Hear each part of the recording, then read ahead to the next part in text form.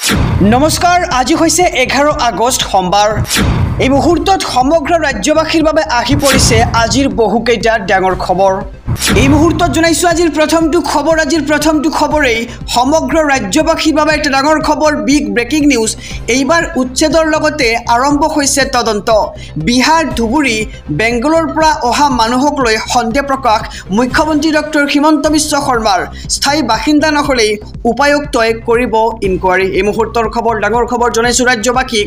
উচ্ছেদৰ লগতে এইবাৰ আৰম্ভ হৈছে বৃহৎ তদন্ত।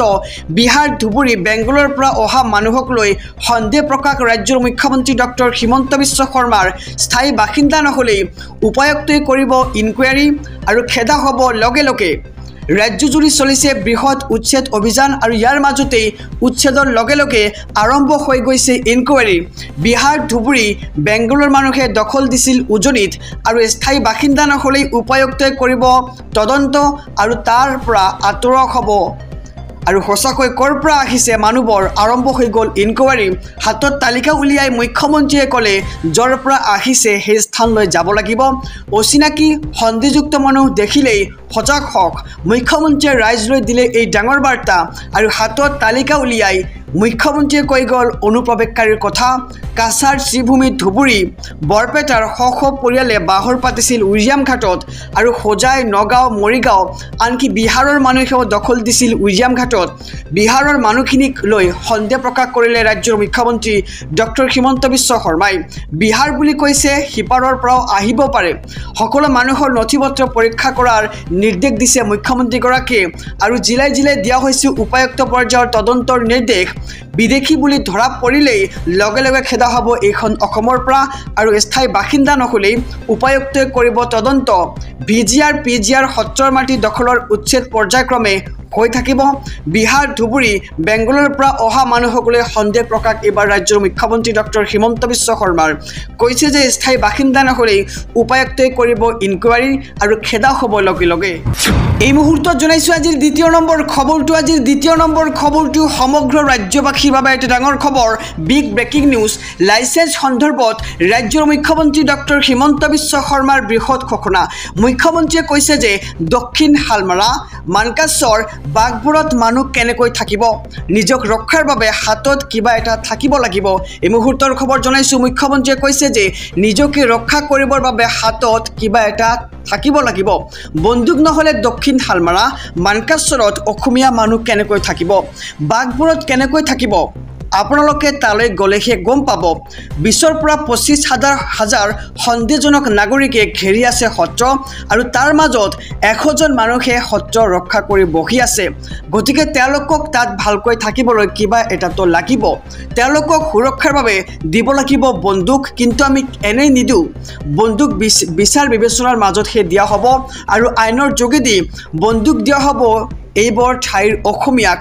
আৰু বন্দুকো লাগিব, মাটিও লাগিব, অধিকাৰ লাগিব, সকলো লাগিব আৰু আইনৰ গণ্ডি পাৰ হৈ আমাক একো নালাগে বুলি মন্তব্য কৰিছে মুখ্যমন্ত্ৰীগৰাকীয়ে। আৰু ইয়াৰ সমান্তৰালকৈ অস্ত্ৰৰ লাইচেন্স সন্দৰ্ভত মুখ্যমন্ত্ৰী ডক্টৰ হিমন্ত বিশ্ব শৰ্মাৰ বৃহৎ ঘোষণা।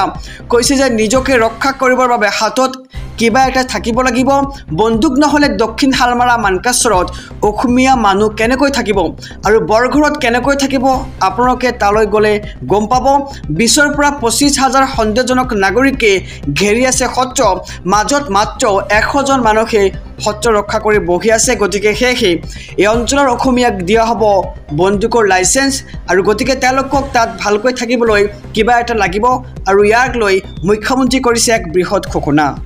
এই মুহূৰ্তত জনাইছোঁ আজিৰ তৃতীয় নম্বৰ খবৰটো ৰাজ্যবাসীৰ বাবে এটা ডাঙৰ খবৰ।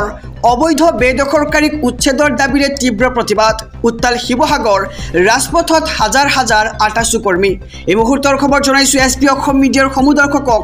খবৰটো দিয়াৰ আগতে যদিহে আপুনি চেনেলটোত নতুন তেন্তে চেনেলটো ছাবস্ক্ৰাইব কৰক আৰু যদিহে এতিয়ালৈকে ভিডিঅ'খনত লাইক কৰা নাই তেন্তে ভিডিঅ'খনত এটাকৈ লাইক কৰি দিয়ক। জনাইছোঁ খবৰ, অবৈধ বেদখলকাৰীক উচ্ছেদৰ দাবীৰে তীব্ৰ প্ৰতিবাদ। ৰাজপথত হাজাৰ আটাচু কৰ্মী। শিৱসাগৰত আটাচুৰ জোৰ সমদল। প্ৰতিবাদকাৰীয়ে কপালে শিৱসাগৰ।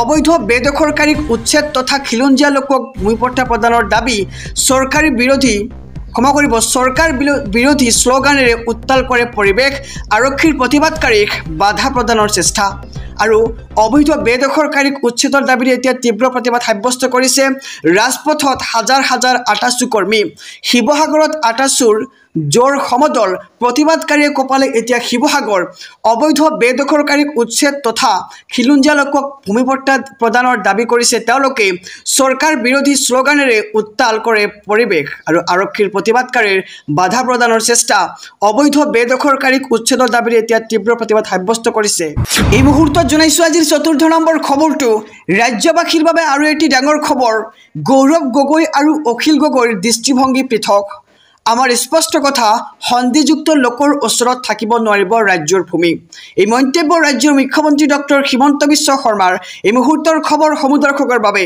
গৌৰৱ গগৈ আৰু অখিল গগৈৰ দৃষ্টিভংগী পৃথক কিন্তু আমাৰ স্পষ্ট কথা অসমৰ ভূমি কোনো সন্ধিযুক্ত লোকৰ হাতত থাকিব নোৱাৰে আমি এটাৰ পিছত আন এটা সমষ্টি হেৰুৱালো জাতি মাটি ফেটি সকলে হেৰুৱালো উৰিয়াম ঘাটৰ বেদখলকাৰীয়ে যদি ভোট দিলে হয় তেন্তে খিলঞ্জীয়াৰ স্বাৰ্থৰ সিদ্ধি নহলহেঁতেন খিলঞ্জীয়াই নিজৰ অধিকাৰ হেৰুৱালেহেঁতেন দুখীয়া মানুহৰ লগত 200ৰ পৰা 300 বিঘা মাটি কেতিয়াও থাকিব নোৱাৰে আৰু দুখীয়া মানুহৰ বৃহৎ পুখুৰী বৃহৎ অট্টালিকা থাকে নেকি মুখ্যমন্ত্ৰীয়ে প্ৰশ্ন কৰিছে এতিয়া গৌৰৱ গগৈ আৰু অখিল গগৈ কৈছে যে এই সম্পৰ্কত গৌৰৱ গগৈ আৰু অখিল গগৈৰ উত্তৰ কি গৌৰৱ গগৈ আৰু অখিল গগৈক এতিয়া উভতি ধৰিলে ৰাজ্যৰ মুখ্যমন্ত্ৰী ডক্টৰ হিমন্ত বিশ্ব শৰ্মাই জনাইছো খবৰ ডাঙৰ খবৰ জনাইছো গৌৰৱ গগৈ আৰু অখিল গগৈৰ দৃষ্টিভংগী পৃথক আমি এটাৰ পিছত আন এটা সমষ্টি হেৰুৱালো উৰিয়াম ঘাটৰ বেদখলকাৰীয়ে যদি ভোট দিলে হয় তেন্তে খিলঞ্জীয়াৰ স্বাৰ্থৰ সিদ্ধি নহলহেঁতেন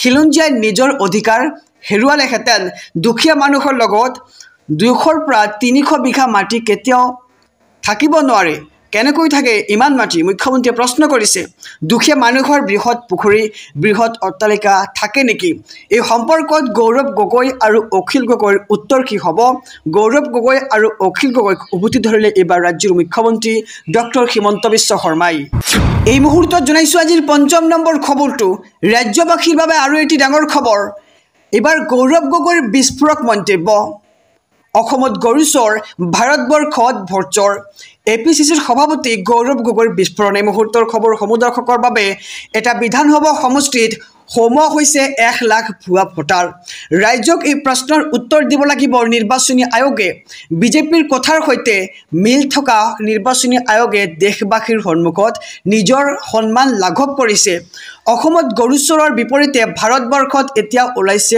ভোটচৰ ভোট চুৰিৰ অভিযোগ সন্দৰ্ভত এপিচিচিৰ সভাপতি গৌৰৱ গগৈৰ বিস্ফোৰণ অসমতো যাতে ভোটচৰ সোমাব নোৱাৰে তাৰ বাবে সজাগ হ'ব লাগিব যুৱ প্ৰজন্ম ভোটাৰ তালিকাত যাতে ভুৱা ভোটাৰ সোমাব নোৱাৰে তাৰ ওপৰত দৃষ্টি ৰাখিব কংগ্ৰেছে বিভিন্ন দল সংগঠনৰ লগতো এই সন্দৰ্ভত কৰা হ'ব আলোচনা ৰাহুল গান্ধীয়ে বিজেপিৰ বিৰুদ্ধে আনিছিল ভোট চুৰিৰ গোচৰ আৰু ভোট চুৰি কৰি প্ৰধানমন্ত্ৰী হোৱা বুলি নৰেন্দ্ৰ মোদীৰ বিৰুদ্ধে আনিছিল বিস্ফোৰক অভিযোগ ৰাহুল গান্ধীৰ অভিযোগৰ পিছতেই সমগ্ৰ দেশজুৰি লাগিছিল তোলপাৰ আৰু এটা বিধানসভা সমষ্টিত সোমোৱা হৈছে 1 লাখ ভুৱা ভোটাৰ ৰাজ্যক এই প্ৰশ্নৰ উত্তৰ দিব লাগিব নিৰ্বাচনী আয়োগে মন্তব্য গৌৰৱ গগৈৰ বিজেপিৰ কথাৰ সৈতে মিল থকা নিৰ্বাচনী আয়োগে দেশবাসীৰ সন্মুখত নিজৰ সন্মান লাঘৱ কৰিছে অসমত গৰু চোৰাৰ বিপৰীতে ভাৰতবৰ্ষত এতিয়া ওলাইছে ভোট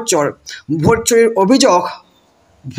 অভিযোগ সন্দৰ্ভত এপিচিচিৰ সভাপতি গৌৰৱ গগৈৰ এই বিস্ফোৰণ আহিছো পৰৱৰ্তী খবৰৰ মাজলৈ তালিকা সাজু এইবাৰ বিটিআৰত চলিব সৰ্ববৃহৎ উচ্ছেদ অভিযান এই মুহূৰ্তৰ খবৰ ডাঙৰ খবৰ জনাইছো ৰাজ্যবাসীক এইবাৰ বিটিআৰত চলিব সৰ্ববৃহৎ উচ্ছেদ অভিযান নিৰ্বাচনৰ পিছতেই কৰা হ'ব বিটিআৰত এক বৃহৎ উচ্ছেদ সন্দেহজনক লোকে এৰিব লাগিব এতিয়া বিটিআৰ ৰাজ্যিক বিজেপিৰ সভাপতি দিলীপ শইকীয়াৰ এই ডাঙৰ মন্তব্য নিৰ্বাচনৰ পিছতেই বিটিআৰৰ পৰা টালিটোপোলা বান্ধিব লাগিব সন্দেহজনক লোকে খিলঞ্জীয়া জনতাৰ সংস্কৃতি আৰু ভেটিত আঘাত কৰাৰ লোক লোকক সাৱধান বাণী সন্দেহজনক লোকে এৰিব লাগিব বিটিআৰ এইবাৰ বিটিআৰত চলিব সৰ্ববৃহৎ উচ্ছেদ ৰাজ্যিক বিজেপিৰ সভাপতি দিলীপ শইকীয়াৰ এই ডাঙৰ মন্তব্য নিৰ্বাচনৰ পিছতেই বিটিআৰৰ পৰা টালিটোপলা বান্ধিব লাগিব সন্দেহজনক লোকে আৰু খিলঞ্জীয়াৰ জনতাৰ সংস্কৃতি আৰু ভেটিত আঘাত কৰা লোকক সাৱধান বাণী দিয়া হৈছে আৰু এইবাৰ নিৰ্বাচনৰ পিছতেই